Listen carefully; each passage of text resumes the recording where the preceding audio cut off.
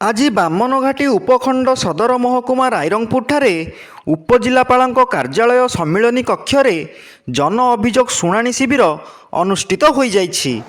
ଅତିରିକ୍ତ ଜିଲ୍ଲାପାଳ ଶ୍ରୀ ନେତ୍ରାନନ୍ଦ ମଲ୍ଲିକଙ୍କ ଅଧ୍ୟକ୍ଷତାରେ ଅନୁଷ୍ଠିତ ଉକ୍ତ ଶିବିରରେ ଜିଲ୍ଲା ଆରକ୍ଷୀ ଅଧୀକ୍ଷକ ଶ୍ରୀ ବରୁଣ ଗୁଣ୍ଟୁପାଲି, ରାଇରଙ୍ଗପୁର ଅତିରିକ୍ତ ଜିଲ୍ଲାପାଳ ଶ୍ରୀ ଅଜିତ କୁମାର, ଅତିରିକ୍ତ ଜିଲ୍ଲା ଆରକ୍ଷୀ ଅଧୀକ୍ଷକ ଶ୍ରୀ ଯଦୁନାଥ ଜେନା, ଉପଜିଲ୍ଲାପାଳ ଶ୍ରୀ ଉଗ୍ରସେନ ଓରାମ, ଅତିରିକ୍ତ ଉପଜିଲ୍ଲାପାଳ ଶ୍ରୀମତୀ ବାସନ୍ତୀ ଲାକ୍ରା, ମୁଖ୍ୟ ଜିଲ୍ଲା ଚିକିତ୍ସା ଅଧିକାରୀ ତଥା ଜନସ୍ୱାସ୍ଥ୍ୟ ଅଧିକାରୀ ଡକ୍ଟର ଧନଞ୍ଜୟ ମହାନ୍ତ, ରାଇରଙ୍ଗପୁର ଉପଖଣ୍ଡ ଚିକିତ୍ସାଳୟ ଅଧୀକ୍ଷକ ଡାକ୍ତର ରବୀନ୍ଦ୍ରନାଥ ମାରାଣ୍ଡି ପ୍ରମୁଖ ଯୋଗ ଦେଇଥିଲେ।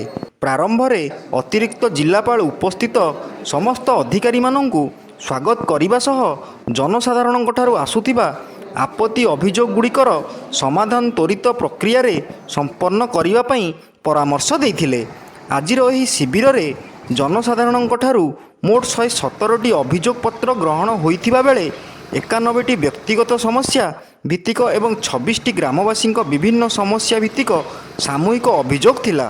ଏଥିମଧ୍ୟରୁ 2 ଗୋଟି ଅଭିଯୋଗର ତତ୍କାଳ ସମାଧାନ ହୋଇଥିଲା। ଅନ୍ୟାନ୍ୟ ଆପତ୍ତି ଅଭିଯୋଗଗୁଡ଼ିକର ବିଷୟ ପ୍ରସଙ୍ଗ ଉପରେ ସବିଶେଷ ତଦନ୍ତ କରି ଅନୁଧ୍ୟାନପୂର୍ବକ ବିହିତ କାର୍ଯ୍ୟାନୁଷ୍ଠାନ ନେବା ସହ ତ୍ୱରିତ ପ୍ରକ୍ରିୟାରେ ସମାଧାନ କରିବା ପାଇଁ ସମ୍ପୃକ୍ତ ବିଭାଗୀୟ ଅଧିକାରୀମାନଙ୍କୁ ଅତିରିକ୍ତ ଜିଲ୍ଲାପାଳ ନିର୍ଦ୍ଦେଶ ଦେଇଥିଲେ। ଅନୁଷ୍ଠିତ ଉକ୍ତ ଶିବିରରେ ବାମନଘାଟି ଉପଖଣ୍ଡ ଅଧୀନସ୍ଥ ସମସ୍ତ ଉପଖଣ୍ଡସ୍ତରୀୟ ବିଭାଗୀୟ ଅଧିକାରୀ, ରାଇରଙ୍ଗପୁର ପୌରପାଳିକାର କାର୍ଯ୍ୟନିର୍ବାହୀ ଅଧିକାରୀ, ଗୋଷ୍ଠୀ ଉନ୍ନୟନ ଅଧିକାରୀ, ତହସିଲଦାର, ଗୋଷ୍ଠୀ ଶିକ୍ଷା ଅଧିକାରୀ, ବିଭିନ୍ନ ଲାଇନ ବିଭାଗର ଅଧିକାରୀଗଣ ଉପସ୍ଥିତ ଥିଲେ।